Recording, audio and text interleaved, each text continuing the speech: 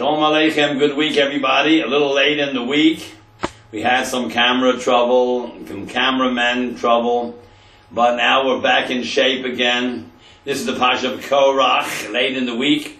Korach, this interesting character. Korach was Moshe's first cousin, and he was a Pikeach, very bright man. Korach was a Levi. Korach was from that tribe, Kahos, that carried the instruments of the Mishkan on their shoulder. The other Levium, Gershon and Merari, carried the material and the beams and stuff like that. But Kahos, Korach was from Kahos. Korach, they carried the Mizbeach and the other Mizbeach, two Mizbechos, and the Aron and the Shulchan and the Menorah on platforms, and they carried on their shoulders. So when those special Levium from Kahos, and Korach was one of them, to carry these things, they were levitated off the ground. They were levitated. No say es no sub. It carried those who carried it. It doesn't mean they were flying in the air. They could have been 1 inch off the ground. They didn't feel the weight. So you had to be special people, greater than Gershon and Merari. There were 3 families in Levi: Gershon, Kahos, and Merari.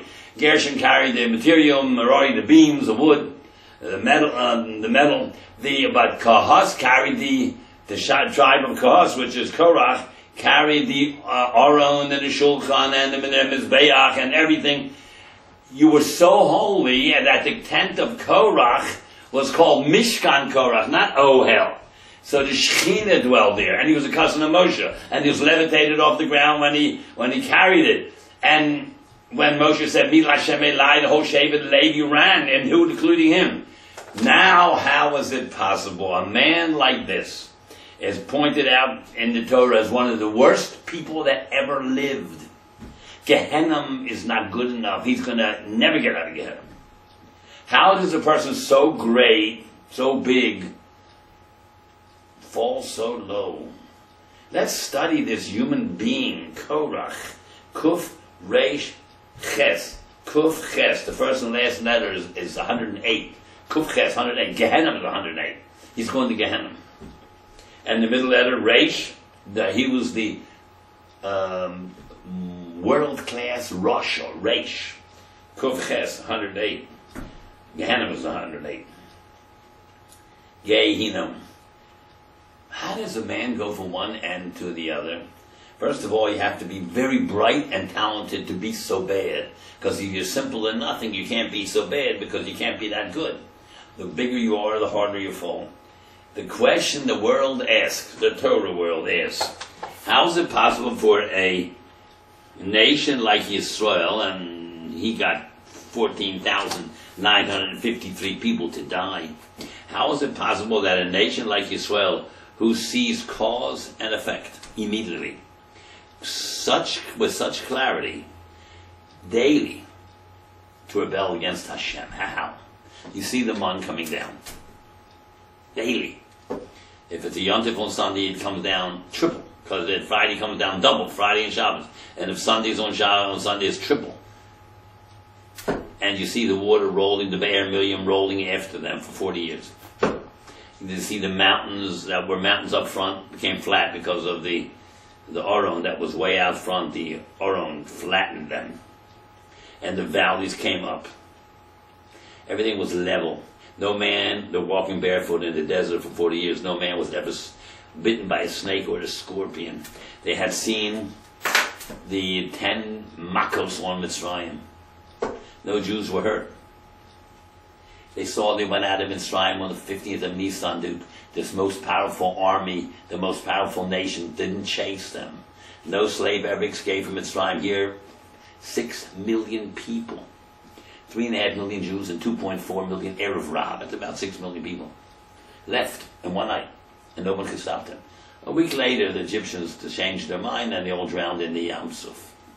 They all drowned, not one Jew. Cause and effect. Then comes Amalek. Attack them. They get wiped out. Jews don't get touched. Then comes a little bit later the Egel. You bow down to an Egel. Moshe slaughters 3,000 of them. One day. Cause and effect. Slav, they wanted meat. They choked to death. Cause and effect. Meraglim, they were punished on the spot. And the people, the 10 of the 12 Meraglim, the tongue came all the way down into their navel, and maggots and worms and were eating them up from the inside out. Cause and effect, because they spoke with their tongue about Eretz Yisrael, which is the tabur, the navel of the whole world. It nourishes the entire world. Even till today, all three religions want that country. Just like a tabur, a navel, will nourish the child in the mother's womb. Eretz Yisrael is the navel of the world. It nourishes all the world. That's why it's called Tabur Ha'olam. They spoke against the navel of the world. Therefore the tongue went into their navel, because they spoke with the tongue. Korach, 250 people got instantly incinerated with the coals that were carrying, and the fire and the coals went in the nostrils. The body was untouched. Only the neshama was destroyed.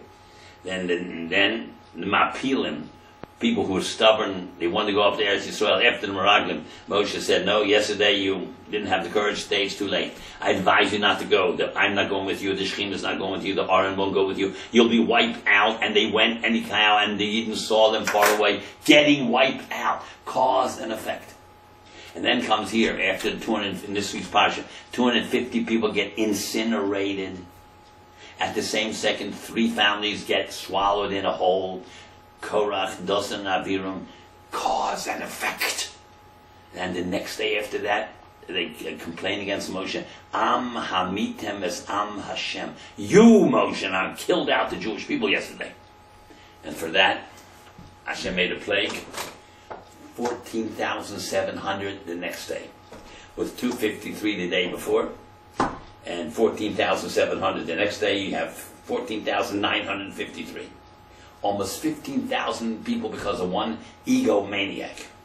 Tell me, my friends, how is it possible for Am HaNivchar, the chosen nation, who have Moshe Rabbeinu, they're called Dor Deo, the generation most informed. How is it possible they don't connect the dots? 2 times 2 is 4. When you fight Moshe, you die. Edom, Slav, Meraglim, Mapilim. Can't you connect the dots? How is it possible? You don't see, you see with such clarity.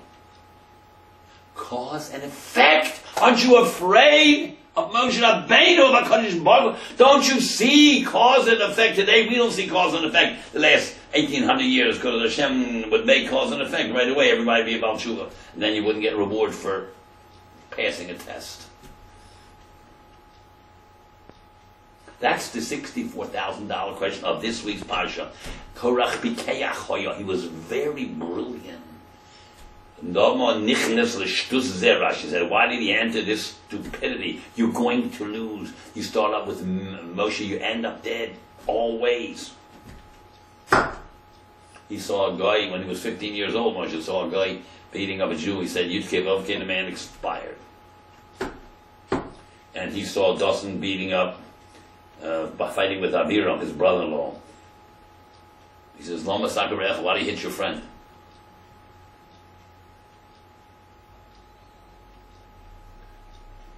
Moshe was unbelievable, and they hated Moshe. The Dosan Aviram hated Moshe. They believed in God 100%. Because when they were the Shotrim, when the Egyptian nokes and beat, they didn't get enough work out of the Jews, they beat in Dosan and Aviram. They were the kapos, the Jewish police. They believed in Hashem 100%. When Moshe said, and the 3 days of darkness, they didn't die. Many died, they didn't. Moshe, they didn't die in the Magefa of the Mapilim and the Meraglim and the Lashon Hara and the Egel. None of that stuff.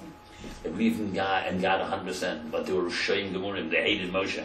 There are a lot of Jews today that love God, but they hate the rabbis. If you hate the rabbis who represent the Torah and God, you don't love God. Like the Muslims, they believe in Allah. They bow down 50,000 of them at one time. Allah Akbar. They believe in God. Don't believe it. Because it says, we say, etc., anyone who's against me is against the Jews. Anyone who's against the Jews is against me. Allah is not our God. Our God doesn't tell you, you kill a guy if he doesn't accept Judaism. We don't have such things. The Christians have that. In the Middle Ages, they killed everybody. We don't have that. If you don't want to believe in Judaism, it's quite right. But if you don't believe in JC, they killed you in the Middle Ages. Now they're getting the same method by the Muslims, on them and on us. Why do you have to believe in Judaism? Why? That's not the God who created the world that we believe to. Baruch Atah Hashem Elokeinu Melech HaOlam. That's not the Melech HaOlam. That's a fictitious God they made. Says today's Parsha, if you're against Jews, you're against Hashem. If you're against Hashem, you're against Jews. You can't be. If you're against Moshe Rabbeinu, you're against Hashem, because Moshe and Hashem, the same letters. Moshe, Hashem. And Hashem is Yud Kei Vav Kei, 26. Moshe was the 26th generation.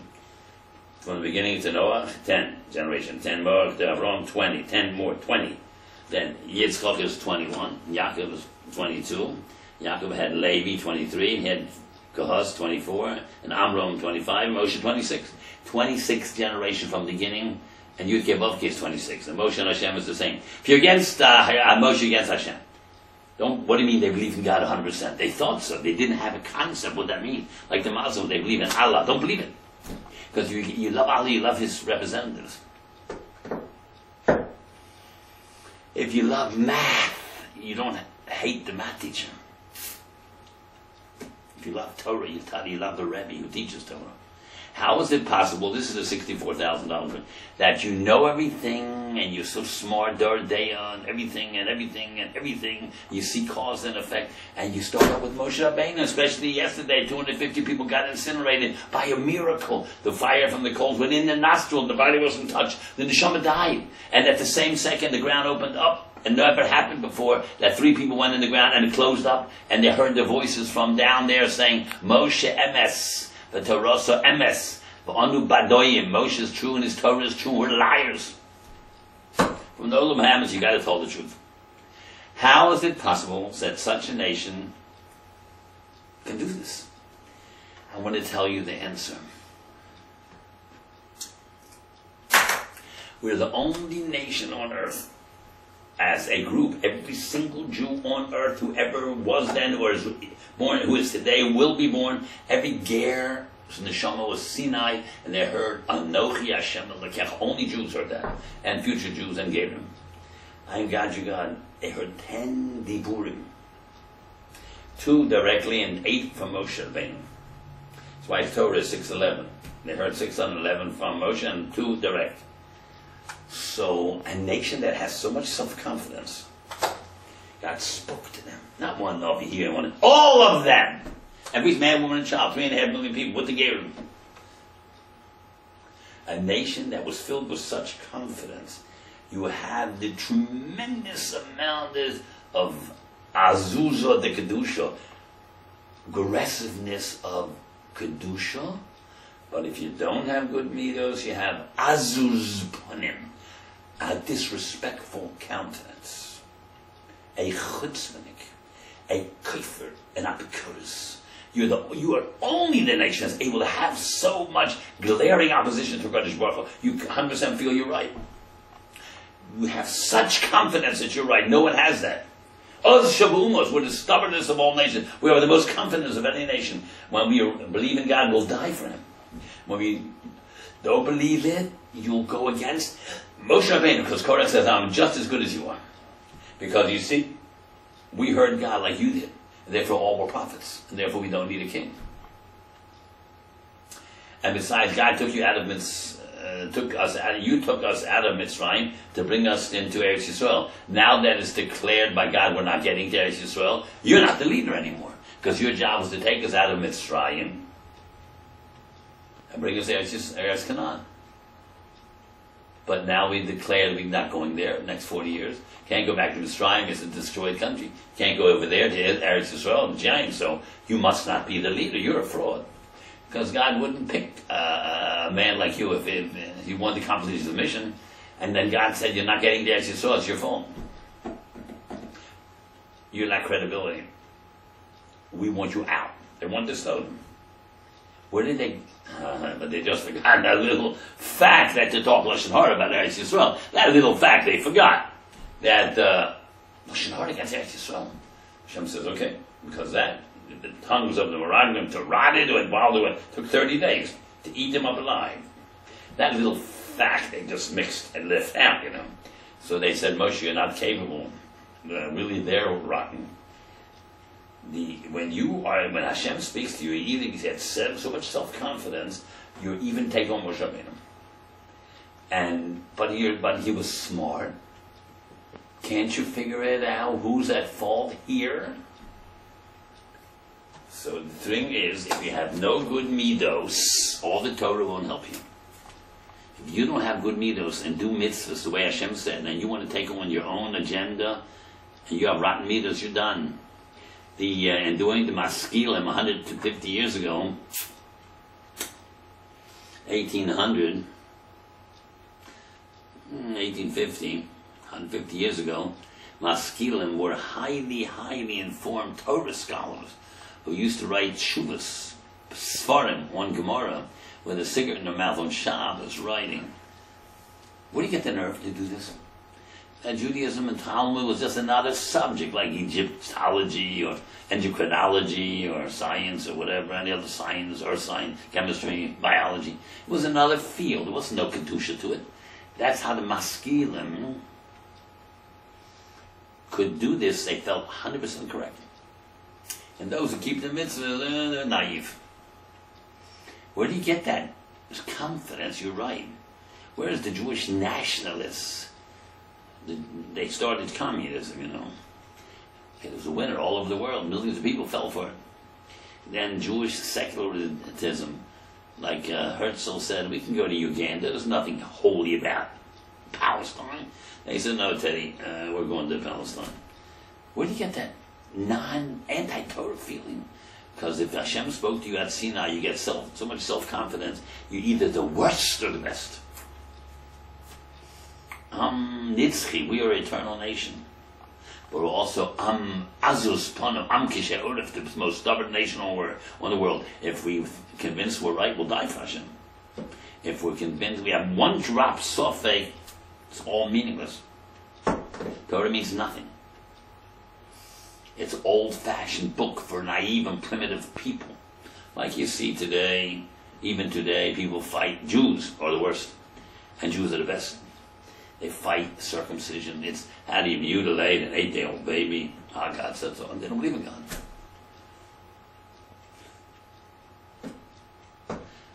I saw last week Uri Zohar, the great Baal Tshuva of Israel 35 years ago, the great comedian who became at age 40 a Baal Tshuva. He says he went from the stage, every Israeli knew him, he was a very secular Jew, to a big tzaddik and leader of Kiruv in the world. And so he says, how could I go from a person who believed nothing, knew nothing, and to believe in a religion where if you write 2 words on Shabbos, like you can be killed? 2 letters on Shabbos. I mean, how do you go from one extreme to the other? If you turn on the light, you chayv misa. No effort, nothing. Just flip the light on. How is that possible? You can't understand it unless you become an onav and modest, and then you understand everything. V'ish Moshe onav ma'od mikol od Moshe al pnei adomo. But he was the greatest person ever lived. Even greater than Shlomo. Shlomo was chacham mikol adam. Moshe was more than adam. He lived 40 days without food 3 times. He went into Har Sinai burning on fire. He didn't get touched.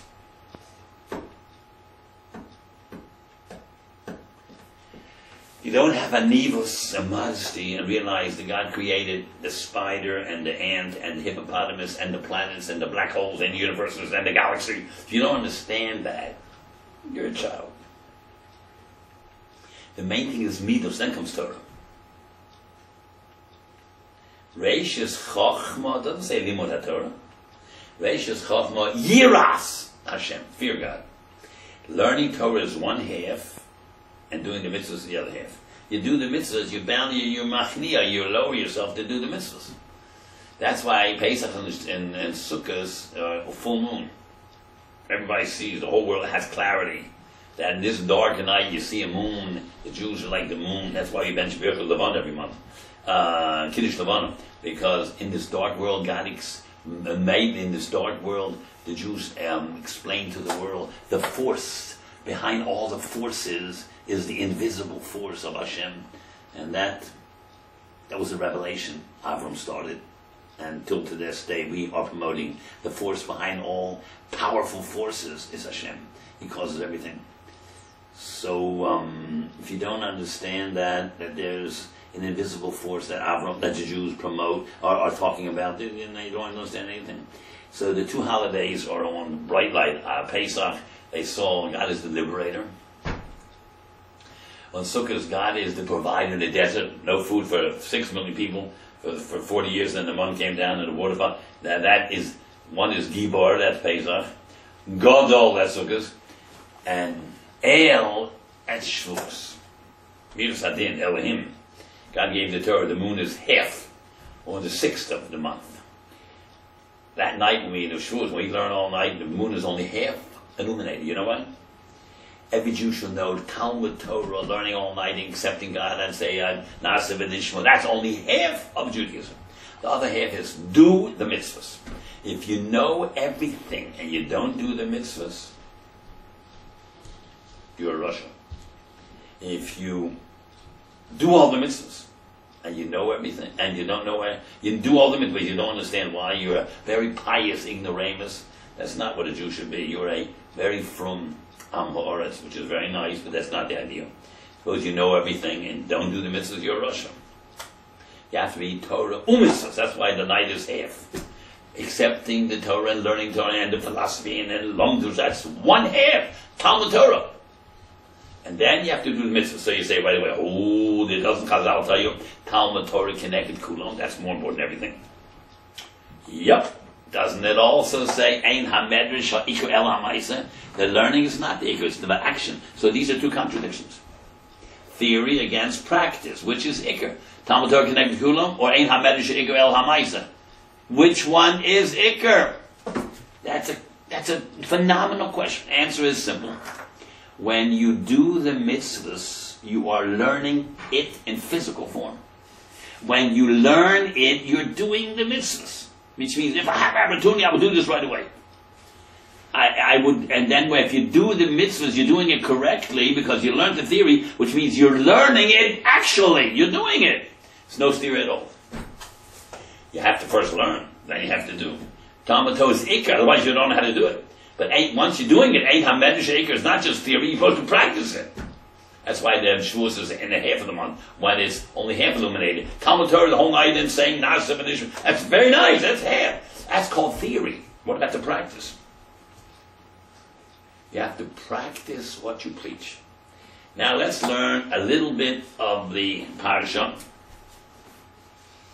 Hashem told Moshe, get away from these people, I'm going to destroy them. Moshe said, please.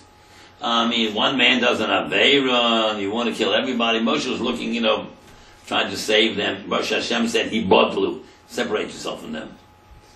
Then Moshe said, well, please, he fell on his face. He says, one man does an Aveira, you want to kill everybody.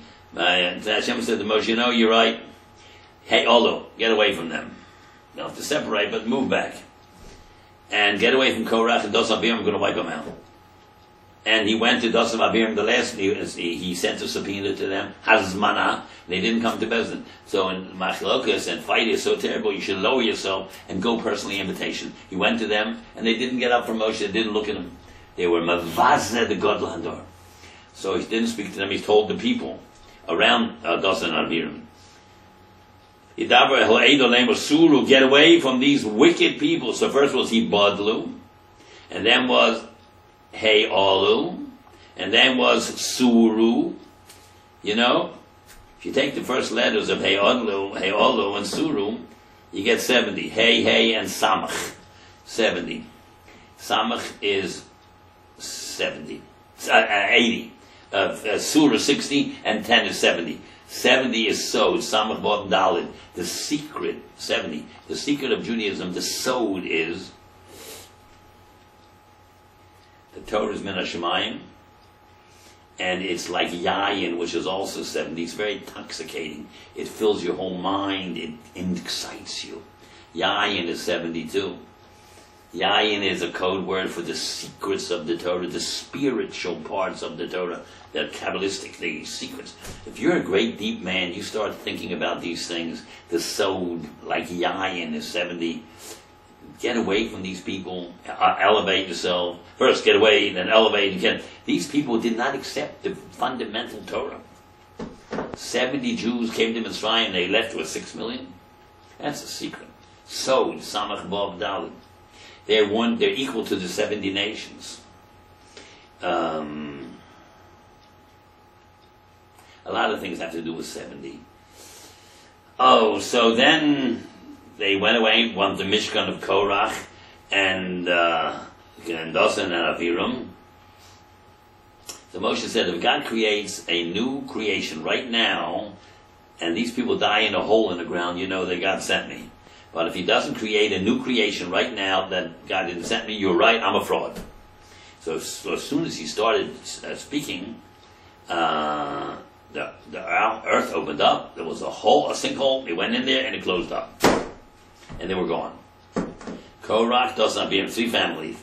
At the same time, his 250 cohorts, Rishoyim, who were the head of the Sanhedrin, I said, the small Sanhedrin of 3 and the larger one of 23, and there were many 23s, the judges, nefashos, felonies, and he got 250 of them to convince them with his nice talk to go along with them. So they were holding 250 skillets. Each one had hot coals in it, and Moshe told them, if you want to see who's the Kohen Gadol, 250 you and Aaron tomorrow, we'll have a showdown. You go to the Mishkan and bring in, each one brings in 200, each one has skillets with those Torah sprinkled over that. The only Kohen Gadol uses Torahs every day, and Yom Kippur.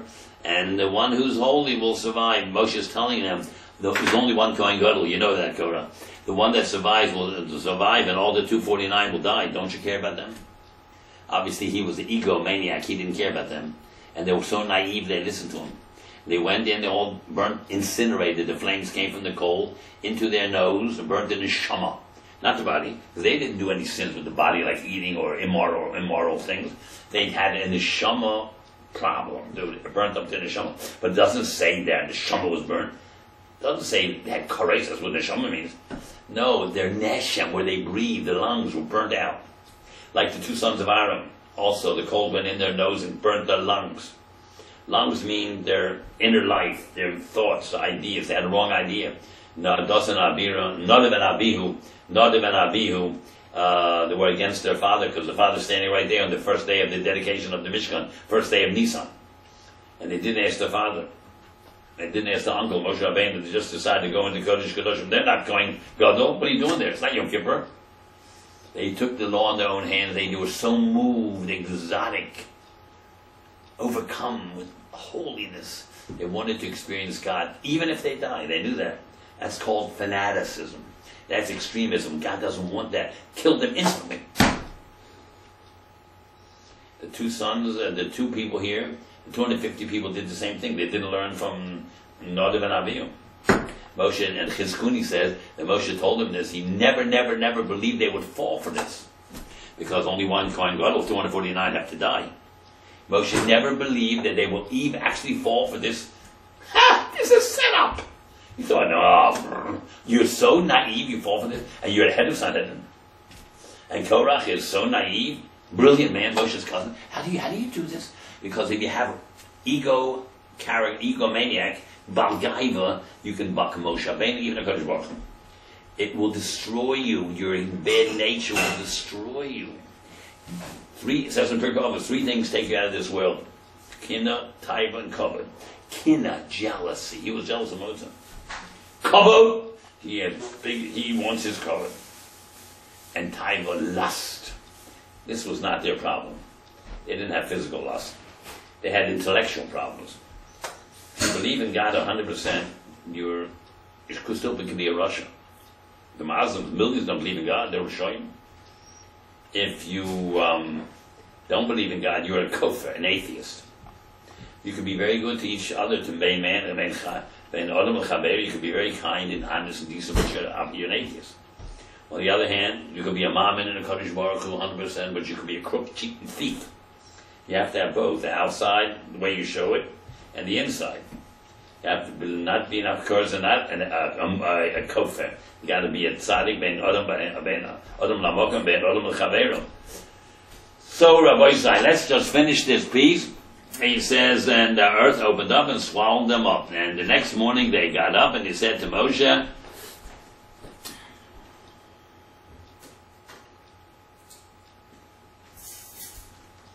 he said, you killed off the Jewish people. Atem hamitem. You killed them all. Am Hashem. Yeah, they were showing, but you should have accepted it and take your insult and overlook it and pray to God to save them.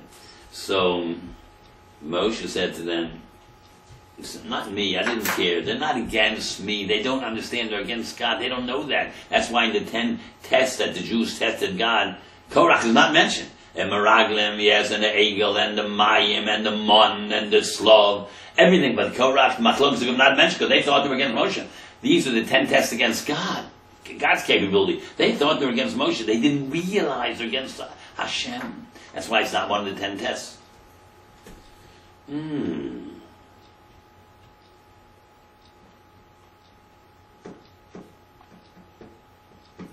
Here is the pasuk here that shows if you're against Hashem, you're against Yisrael.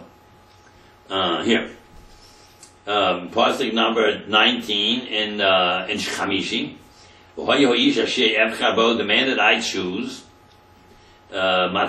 his mate will sprout. Meaning Moshe told him, Hashem told Moshe the next day, take one almond stick, branch from an almond tree with nothing on it, nothing, dried out, and each one write their name on it, like say whoever's the head of the Shevet of Levi, Aaron, whoever the head of Reuven, Shiva, Levi, don't put the name of the Shevet, the name of the person, and Moshe put them all 12 together. He says, bring them into the Kodesh Kodashim tomorrow morning, one of them will sprout, and that means that's the Kohen I want.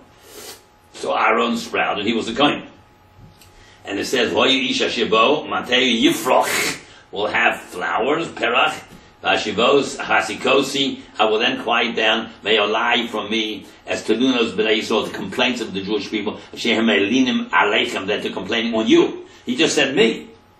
Hasikosi, I will reduce, may lie from me, as Telunos B'nai Yisrael, the complaints of B'nai Yisrael, Shehem Elinim Aleichem, that they're complaining against you. Now which one is it? Listen to the words Me'olai, Mem, Ayin, Lam, and Yud. Aleichem has the same letters. Mem, the last letter, the first three, Ale, but you have a Chaf there. The difference in Me'olai and Aleichem is the same except the Chaf. If you're against me, you're against Judaism founded by Avram in the 20th, Chaf is 20, in the 20th generation. From the very source of Yahadus, you are against the principles of Yahadus that was founded by Avram who lived in the Dor Chaf. Because from the beginning to Noach is 10, Noach to Avram was 20. May Allah, if you're against me, they're against you. And that your whole thing started with Avraham Avinu in the 20th Dor, after the creation. Hatsikosi, may Allah, I will stop from me, as Telunas B'nai Yisrael, the complaints of B'nai Yisrael, Hashem, Heim Alinam Aleichem, they complain against you. The same word, may Allah, may Aleichem, except the Chaf. If you're against Jews, you're against God. If you're against God, you're against Jews.